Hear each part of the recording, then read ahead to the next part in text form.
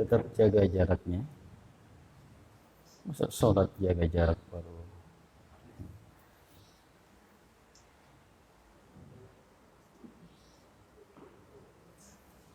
Bismillahirrahmanirrahim. Assalamualaikum warahmatullahi wabarakatuh. Innal hamdalillah fala mudilla lahu wa may yudlil fala hadiya lahu. Wa asyhadu an la ilaha illallah wahdahu la syarika lahu wa asyhadu anna Muhammadan abduhu wa rasuluh. Ya ayyuhalladzina amanu taqullaha haqqa tuqatih wa la tamutunna illa wa antum muslimun. Ya ayyuhan nasu taqu rabbakumul ladzi khalaqakum min nafsin wahidah wa minha zawjaha wa batha minhuma rijalan katsiran wa nisaa'a. Wattaqullaha alladzi tasaaluna bihi wal arham innallaha kana 'alaikum raqiba. Wattaqullaha haqqa tuqatih wa la tamutunna illa wa antum muslimun. Amma ba'd, fa inna asdaqal hadits kitabullah wa khairal hadi hadi Muhammadin sallallahu alaihi wasallam wa syarrul umuri muhdatsatuha wa kullu muhdatsatin bid'ah wa kullu bid'atin dhalalah wa kullu dhalalatin finnar. Kitab yang ada di hadapan berjudul Kitabul Amrad wal Kaffarat wat Tibbi war Ruqayat. Kitab Al-Amrad, penyakit-penyakit, wal Kaffarat, pengguguran dosa, wat Tib, pengobatan, war Ruqayat, dan ruqyah.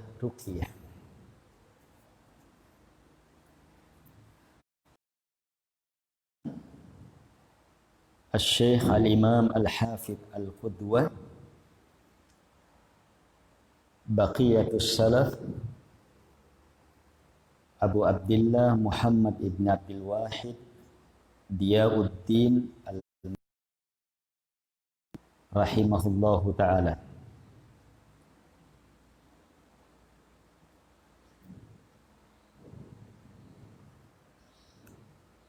Kitab yang ada di hadapan kita, yang saya bagikan itu ditahqiq dan ditakhrij oleh Syekh Abu Ishaq Al-Huwaini Al-Athari afahullahu wa anhu.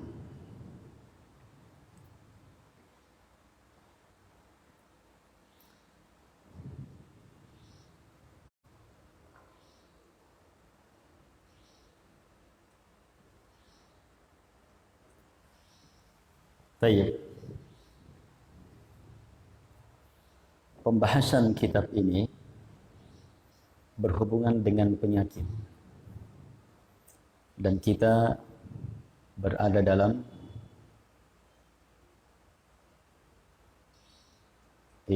kondisi banyak wabah penyakit.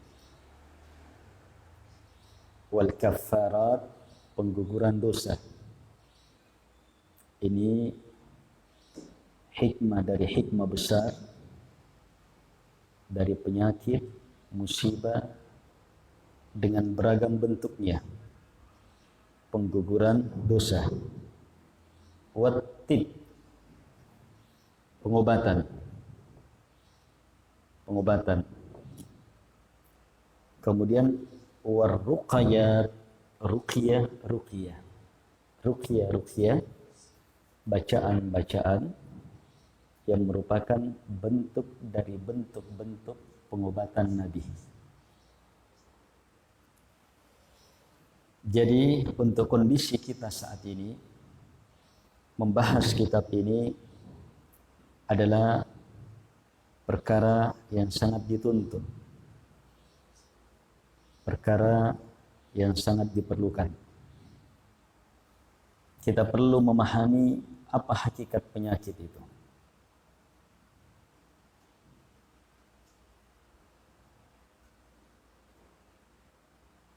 Apa hubungannya dengan pengguguran dosa? Bagaimana melalui penyakit gugur dosa kita? Serta ilmu dari Nabi, pengobatan dari Nabi menghadapi penyakit, gimana itu? Dan di antara ilmu besar dari Nabi adalah bacaan-bacaan dalam menghadapi penyakit, termasuk wabah yang menimpa saat ini. Penyebaran wabah saat ini sangat meluas, diperparah dengan kondisi kita dan keumuman masyarakat ya bandel, sehingga menambah,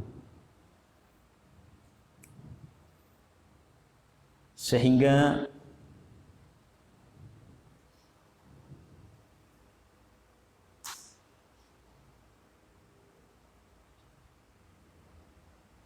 kondisi ini tidak boleh tidak, harus dihadapi, harus dijalani, harus dilewati, tapi dengan metode kenabian. Bagaimana menghadapi penyakit? Ya, berhadapan dengan wabah, dengan ilmu, dengan amalan, dengan sikap yang benar. Dan Islam agama yang sempurna, turun mengatur, menuntun hamba untuk menghadapi penyakit, musibah dalam beragam bentuknya. Kitab yang kita pilih, kitab karangan Imam Abu Abdullah Muhammad ibn Abdul Wahid Al-Maqdisi Diyauddin rahimahullahu ta'ala, ulama terdahulu yang hidup di abad ke-5, ke-6.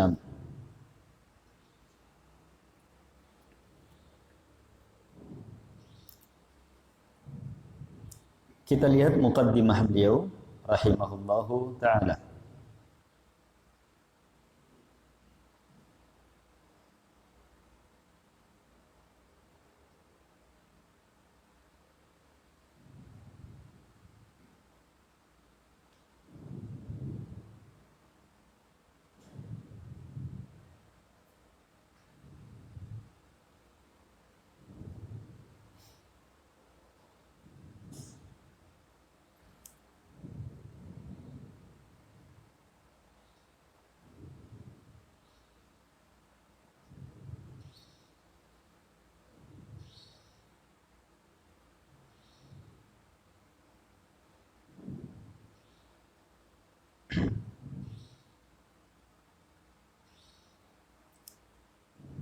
Lihat halaman sesuai dengan yang nuskha yang kita kirimkan.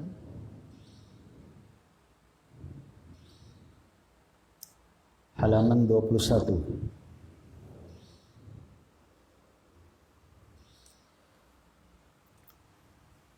Bismillahirrahmanirrahim. Wa bihi aktafi.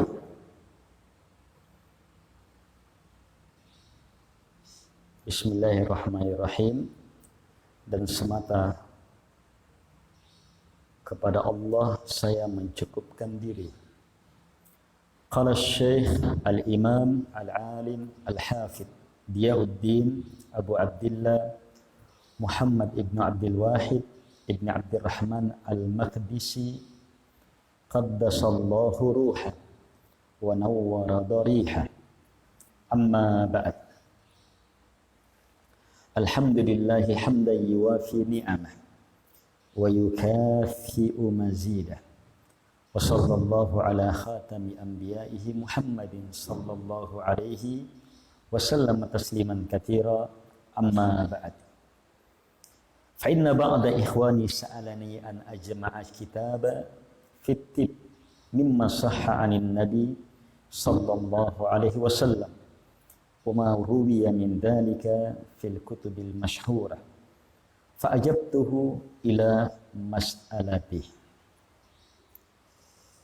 Kata beliau rahimahullahu taala, alhamdulillah. Setelah basmalah, beliau awali dengan alhamdulillah. Segala puji bagi Allah, hamdan dengan pujian yuwafi ni'amah, yang sesuai dengan nikmat-nikmatnya, wa yukafi'u mazida, dan mencocoki tambahan nikmatnya, serta salawat Allah kepada penutup para nabi Muhammad sallallahu alaihi wasallam dan keselamatan yang sebanyak-banyaknya. Amma ba'du, adapun setelah tahmid dan salawat itu, maka sungguh sebahagian saudara-saudara saya telah meminta kepada saya untuk mengumpul dalam sebuah kitab pembahasan tentang pengobatan tib. Pembahasan tentang pengobatan dari apa yang sahih dari Nabi sallallahu alaihi wasallam dan dari apa yang diriwayatkan tentang perkara ini dalam kitab-kitab yang masyhurah terkenal. Maka segera saya penuhi permintaan itu.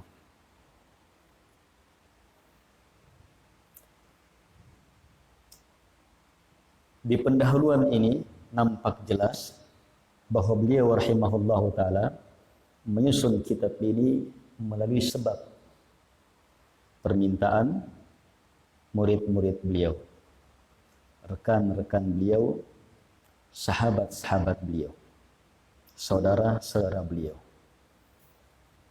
Lahirlah kitab yang sangat bermanfaat ini. Dan banyak kitab para ulama itu melalui sebab ini. Mereka mendapatkan dorongan kuat untuk menulis, mengarang sebuah pembahasan. Banyak sekali kitab. Semua ini menunjukkan bahwa para ulama, termasuk di dalamnya Syekh Al-Maqdisi rahimahullahu ta'ala, adalah orang-orang yang penuh nasihat, memiliki sifat nusih, memperhatikan umat, sayang terhadap umat.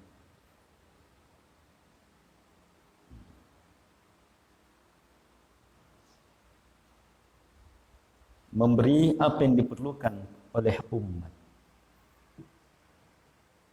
Mungkin juga masyarakat menghadapi kondisi yang kita alami saat ini, atau kondisi yang dengannya mereka harus bersikap di atas ilmu dari Nabi. Akhirnya mereka meminta ilmu.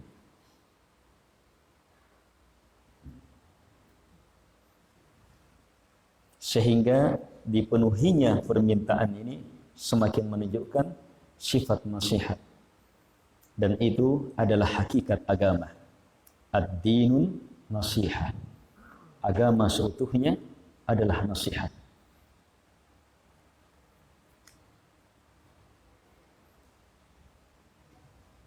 Permintaannya kitab fit-tib, pembahasan tentang tib, pengobatan. Iya, tib, pengobatan. Hanya dari judul yang di atas terlihat banyak uraian.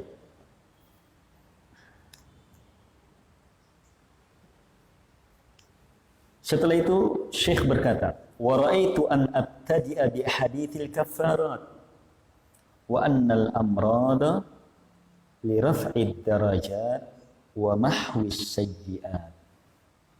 Maka saya melihat perlu mengawali pembahasan ini dengan hadits-hadits al-kaffarat, hadits-hadits pengguguran dosa, hadits-hadits yang menjelaskan bahwa penyakit-penyakit itu dimaksudkan untuk mengangkat derajat dan menghapuskan dosa. Ini nanti akan terurai bahwa asal dari penyakit itu, musibah, tanpa keinginan kita, asalnya menggugurkan dosa. Tapi bisa lanjut mengangkat derajat-derajat melalui sikap lebih jauh, sabar, berihtisab, ridha terhadap musibah. Iya. Tapi asal musibah tanpa keinginan kita itu pengguguran dosa, kafarat. Cermati ini.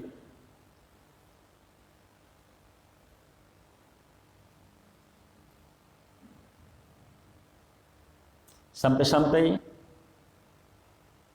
Abdullah bin Mas'ud radhiyallahu anhu pernah mengucapkan yang maknanya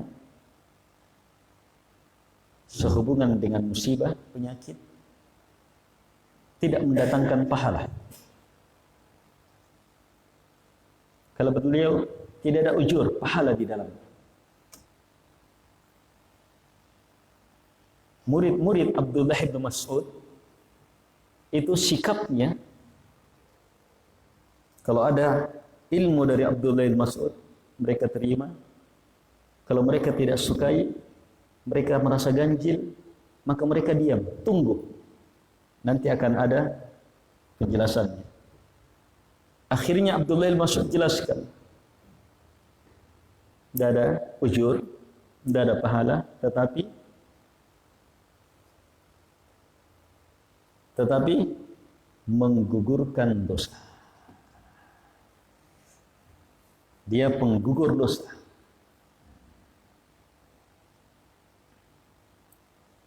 Ibnu Qayyim rahimahullahu ta'ala mengatakan, ini kedalaman fiqhi sahabat ini. Memahami hakikat asal dari penyakit. Penyakit bukan seperti sholat. Kita mau sholat, kita mau bertakbir, kita mau ini, yaitu dapat pahala. Kalau penyakit, siapa yang mau sakit? Siapa yang mau mati? Siapa yang mau ini? Siapa yang mau tertimpa ini? Kita tidak inginkan itu. Tidak ada pahalanya. Tapi ada ganjarannya berupa pengguguran dosa. Iya.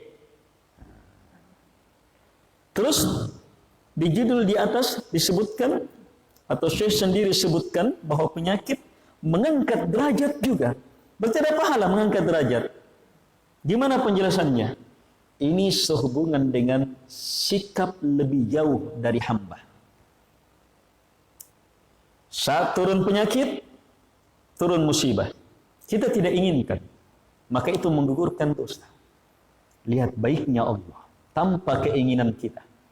Bahkan yang ada dalam diri benci terhadap itu, tidak suka, iya, tapi tetap jadi penggugur dosa.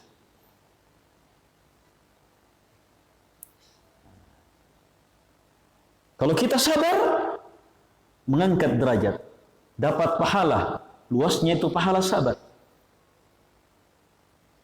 Dapat pahala ridho terhadap musibah. Lebih hebat lagi, dapat pahala syukur, bahagia di balik musibah. Nanti akan datang hadis-hadis tentang. Tapi cermati dulu asal masalah ini.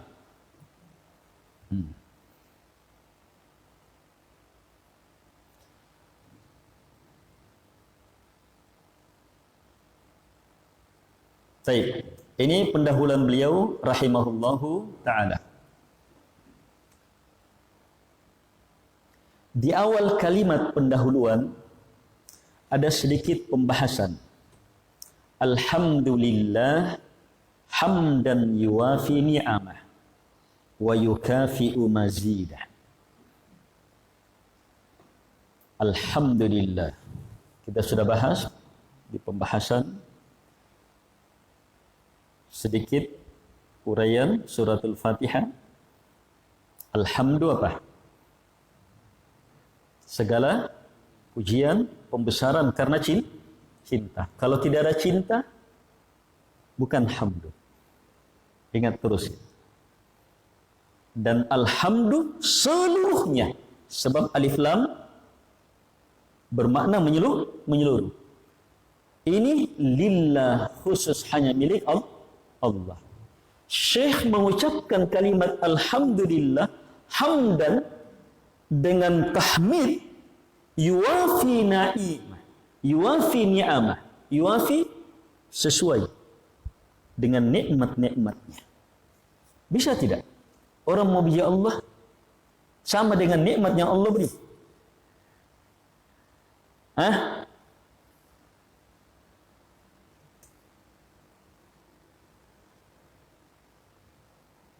Gimana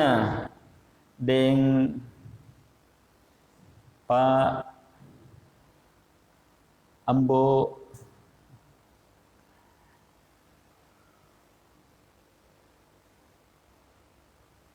Bisa tidak? Memuji Allah seimbang, sejalan dengan nikmat-nikmat yang Allah beri kepadanya. Bisa tidak? Bisa? Tidak mungkin. Wa yukafi'u, lihat lanjutannya, wa yukafi'u, dan setanding dengan mazidah, tambahan nikmat demi nikmat.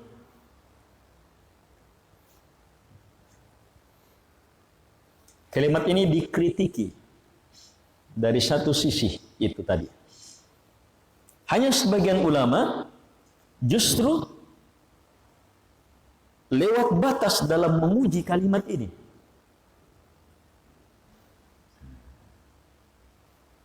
Lewat batas dalam memuji kalimat ini.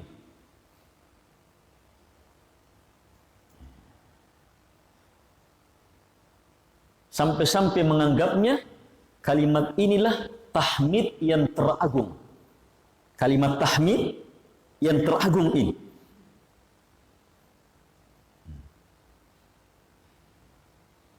Bahkan sampai mengatakan kalau ada orang yang bersumpah mau memuji Allah dengan pujian terhebat, maka dia tidak bisa penuhi sumpah itu kecuali ini yang harus dia baca. Karena dia pandang inilah kalimat tahmid yang betul-betul melingkup semuanya. Dan itu ghulu, keliru. Sampai ada yang mendatangkan riwayat, tapi riwayat Israili. Iya, tidak mempunyai sanad dari Nabi alaihi salatu wassalam. Sudah Israili, iya, terputus. Dan maknanya pun keliru dalam tinjauan yang awal yang kita sebutkan. Sampai pernah di zaman Ibnu Qayyim rahimahullahu ta'ala, dua ulama bertengkar tentang ada yang inilah yang paling ini, ada yang mengatakan tidak.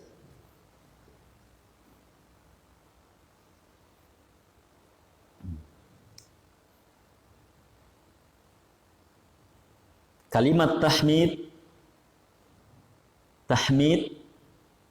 adalah ajaran Islam yang terhebat, dan Al-Quran dan hadits Nabi datang mengajarkan kepada kita lafaz-lafaz tahmid yang sangat banyak. Ya tidak? Banyak sekali ayat Al-Quran alhamdulillah dan seterusnya. Hadits-hadits Nabi, zikir-zikir alhamdulillah. dan tidak ada yang seperti ini.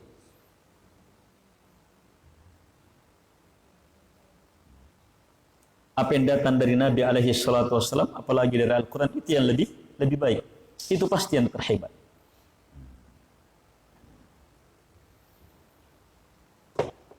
Baik. Ibnu Qayyim ketika didatangi oleh dua ini, beliau beri kesimpulan yang maknanya keliru sesuai dengan tinjauan yang pertama. Sebab tidak mungkin hamdun, pujian seseorang kepada Allah, bisa sampai mengimbangi nikmat demi nikmat, sejalan dengan tambahan dari tambahan Allah Subhanahu wa taala.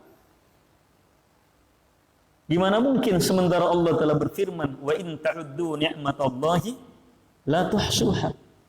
Bahkan Nabi alaihi salatu wassalam sendiri pun mengatakan, la uhsi thana'an 'alaiki anta kama athnaita 'ala nafsi. Ya Allah, saya tidak bisa membatasi pujian, pembesaran, pengagungan kepadamu. Engkau sebagaimana yang engkau pujikan, agungkan dirimu. Kalau Allah yang puji dirinya, baru sama. Kalau manusia tidak ada yang bisa. Hanya kalau diarahkan ke makna doa. Segala pujian yang saya harapkan semoga bisa mendekati. Semoga bisa diharapkan sekedar doa saja. Maka orang berdoa, berdoa disuruh apa? Sehebat-hebatnya dalam berdoa. Itu Allahu a'lam kesimpulan pembahasan. Jadi dari sisi lafaz, makna, sesuai dengan kandungan yang pertama, keliru. Kalau dimaksudkan bisa mengimbangi nikmat demi nikmat, tambahan dari tambahan Allah Subhanahu wa taala. Tapi dari sisi harapan, semoga ada takdir kalimatnya.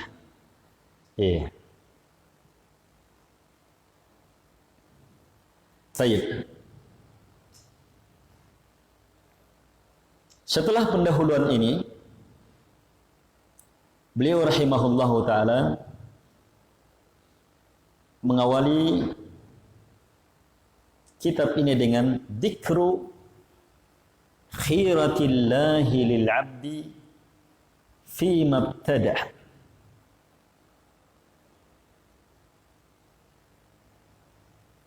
Dzikr, penyebutan khirah, pilihan terbaik Allah untuk hambanya terhadap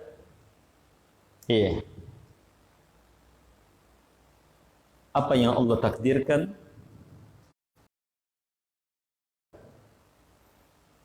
terjadi pada hamba.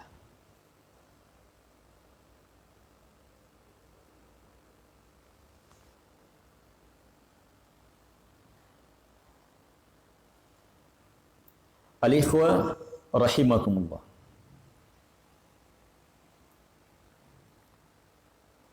Sebelum kita baca, lihat muka.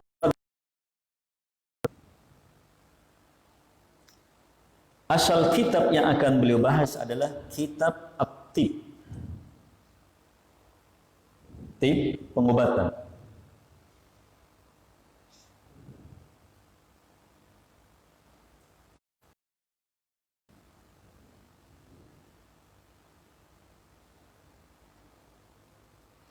Pengobatan terhadap penyakit. Dan penyakit amrad itu ada dua. Ada amradul qulub, penyakit-penyakit hati. Ada amradul abdan, penyakit-penyakit badan.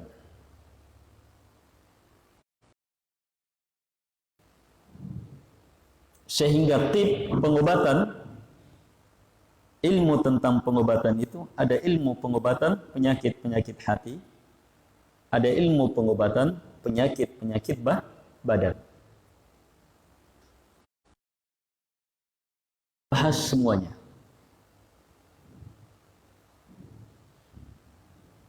Menyinggung semuanya, walaupun nanti akan meluas di bab-bab selanjutnya, pengobatan badan. Penyakit, pengobatan badan. Penggunaan habbatus soda, madu, jamur, dan seterusnya, beberapa herbal. Langsung ilmu dari Nabi.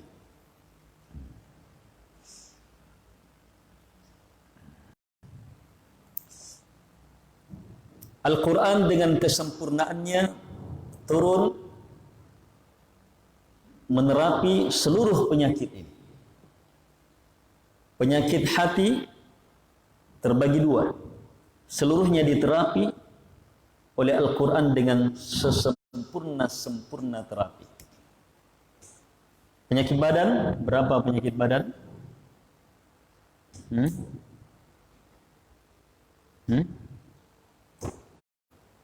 Berapa jenis penyakit badan? Oh, banyak macam.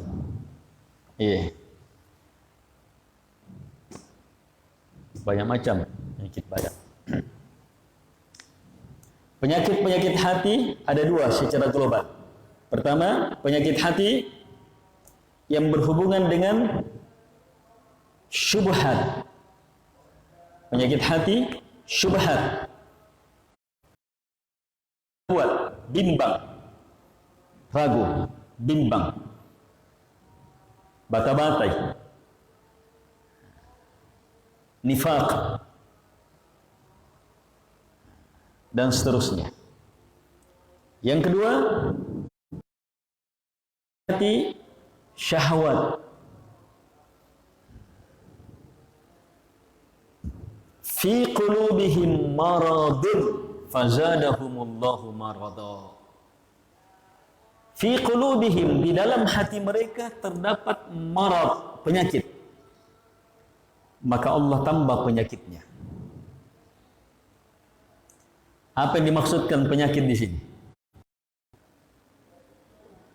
Ini penyakit hati, syubhat, jenis syubhat. Di dalam hati mereka terdapat penyakit, syubhat, keraguan, bimbang. Maka berakibat ditambah.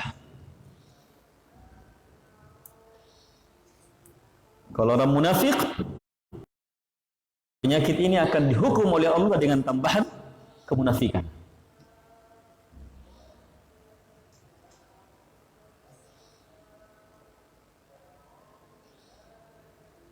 Dalam Al-Quran ketika Allah Subhanahu wa ta'ala melarang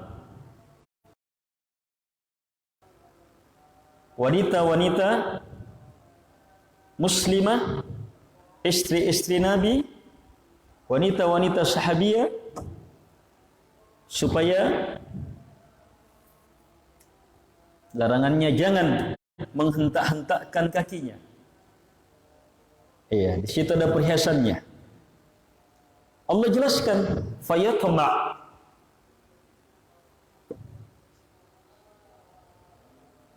sebab akan yatma, berhasrat. Siapa? Orang-orang yang fi qulubihi marad, di dalam hatinya terdapat penyakit. Penyakit apa ini? Berhubungan dengan hasrat terhadap wanita. Itu syahwat. Sama marad, penyakit juga. Hati, tapi beda jenisnya. Tibbun nabawi, pengobatan Nabi sempurna, betul-betul hebat, luas, mendalam, tak tertandingi mengobati penyakit ini. Penyakit hati dalam dua jenisnya, Al-Quran dan Sunnah, doa-doa dan zikir dari Nabi alaihi salatu wassalam, ruqyah-ruqyah, isti'adah dan seterusnya dari Nabi alaihi salatu wassalam. Itu sangat luar biasa dalam mengobati penyakit-penyakit ini.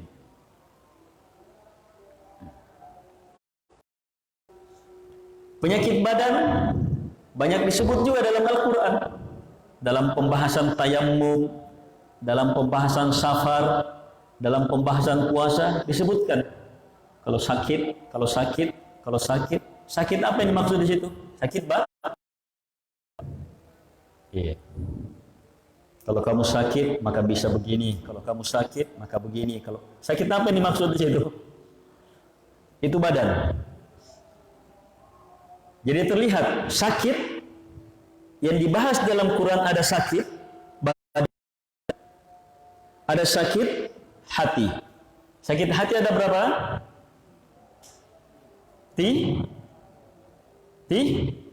Dua. Dua. Yang pertama, sakit syubhat, syukuk, keraguan, bimbang, penyakit hati. Yang kedua, penyakit syahwat. Dua jenis penyakit ini lepas. Ini dua jenis penyakit ini tidak bisa terlepas. Hanya kadang dominan penyakit syubhatnya, tapi tetap pasti ada syahwat di dalamnya. Atau dominan syahwat, tapi tetap pasti ada syubhat di dalamnya. Dominan syahwat misalnya, syahwat minuman. Syahwat minuman, kenapa dia terus minum? Karena ada penyakit syahwat. Hasrat jiwanya mau minum. Tapi tetap pasti ada syubhat juga. Ada keraguan, ada ilmu yang membuat dia terjatuh ke situ. Ilmu salah. Misalnya, punna tena kungin ustaz. Dodo nga. Punna dodo tena mo kunjama. Punna tena kunjama, ini pakan renungku. Bukankah Allah berfirman, Ar-rijalu qawwam? Kasih keluar ayat juga. Lelaki itu penegak wanita. Lelaki harus bekerja. Tapi punna tena kungin dong. Syubhat. Walaupun syubhat itu dia tahu sendiri sebenarnya.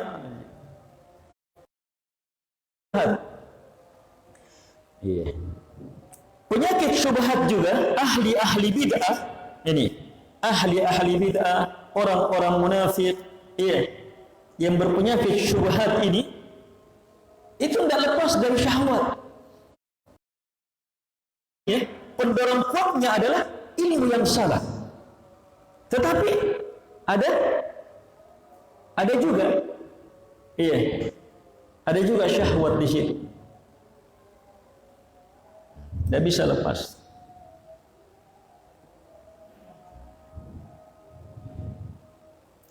Tibbun Nabawi menerapi secara tuntas perkara ini.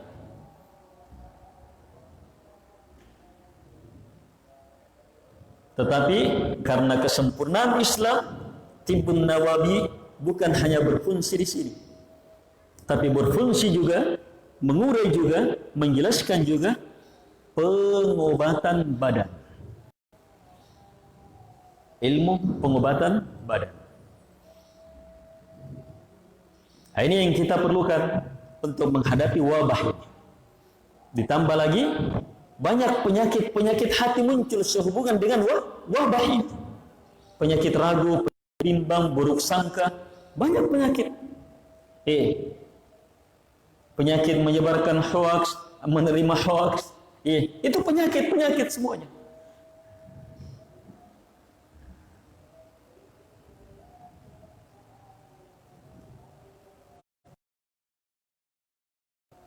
Sehubungan dengan wabah ini, banyak sekali. Jangan antum fikirkan wabah ini muncul, permasalahannya hanya orang sakit, mati. Banyaknya kematian, tidak. Banyak sekali. Terhubung dengan beragam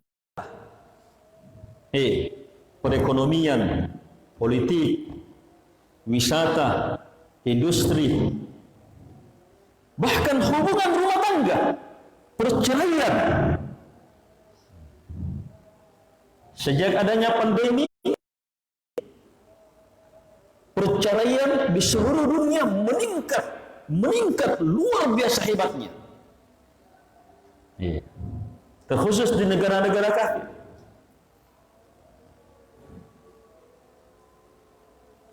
Banyak.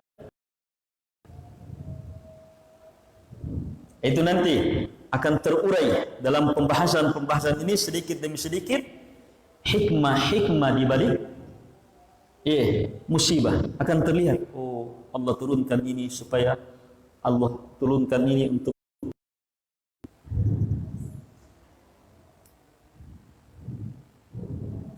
salah satu hikmah musibah ini, kita dituntut untuk memperdalam ilmu agama sehubungan.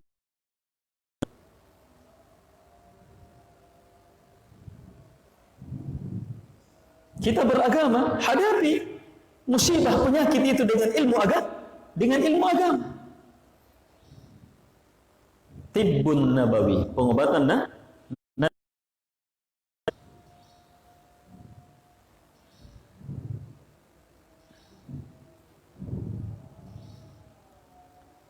Baik, selesai pembahasan muqaddimah dan telah kita bacakan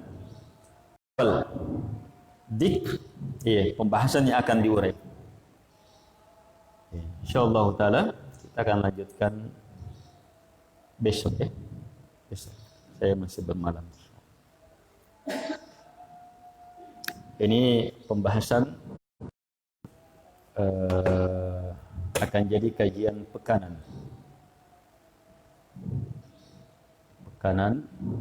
minimal. Tapi kalau saya bermalam di sini lama-lama, tiap hari, sandar kegiatan kecuali dari taklim lain juga. Dan khusus untuk warga ini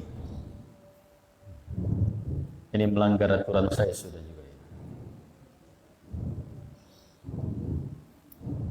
Yang saya sebar di grup aturannya itu paling banyak 25 orang. Ini seperti nanti.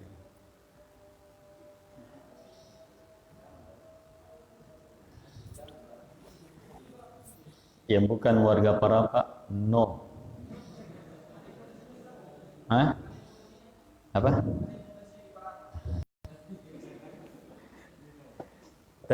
Panciro buat sendiri. Limbung mau buat sendiri. Harus punya masjid atau tempat luas. Saya akan datangi. Tidak boleh lebih dari 2. Tempatnya luas, bisa mengatur jarak, terbuka, tidak tertutup. Datang pakai masker, sesuai menutup, pakai alas. Dikasih pengajian sekali sepekan. Segera daftar. Daftarnya sama Abdus Salam. Sudah ada beberapa yang mendaftar. Mungkin ada 7-6 kelompok di Makassar. Selain sini ini belum masuk. Saya mungkin satu akan melaksanakan program ta'lim kelas per kelas. Program ta'lim per kelas.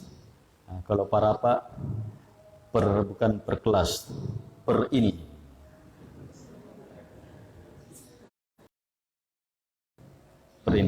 cluster. Ini kan satu cluster ini. Per cluster. Yang batuk-batuk, dangai-dangai, bersih-bersih, duduk paling belakang. Saya kan tetap jaga jarak. Bisa tidak sholat, bahkan bisa tidak sholat Jumat. Tetap masih berlaku Sebab-sebab orang tidak berjamaah, tidak Jumatan, itu tetap masih ada wabah. Cermati itu. Hanya sikap kita sekarang tidak sama dengan sikap di awal. Sikap di awal betul-betul orang menghindari semaksimal mungkin.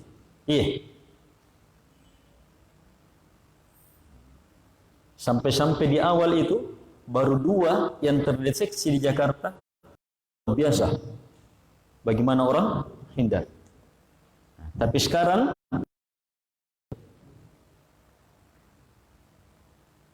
ribuan terdeteksi tiap hari. Orang. Jadi penyakit wabah tetap masih ada, illah tetap ada. Hanya sikap berubah.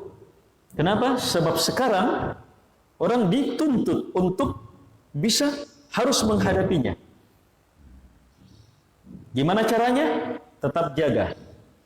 Tetap dan hadapi dengan tibbun nabawi. Ini ilmu-ilmu pengobatan. Jadi ini harus dihadapi sudah. Agar supaya bisa hidup. Sebab ini prediksi pertengahan tahun depan.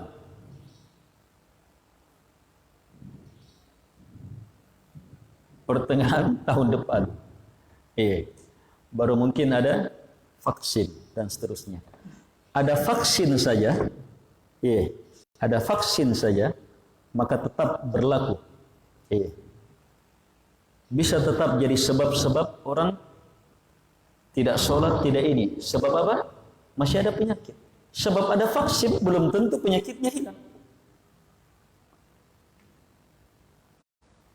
Pengobatan TBC, melalui udara, itu sudah ada pengobatan. Tapi penyakit ini tetap masih banyak. Sebab kembali kepada orang, sikap orang, bagaimana orang menghadapi penyakit. Dia mau berobat atau tidak? Mau menempuh sebab-sebab atau tidak? Jadi antum hadir ta'lim, salah satu niatnya adalah saya perlu ilmu untuk menghadapi wabah ini. Jelas? Baik. Sekian, subhanakallah, alhamdulillah.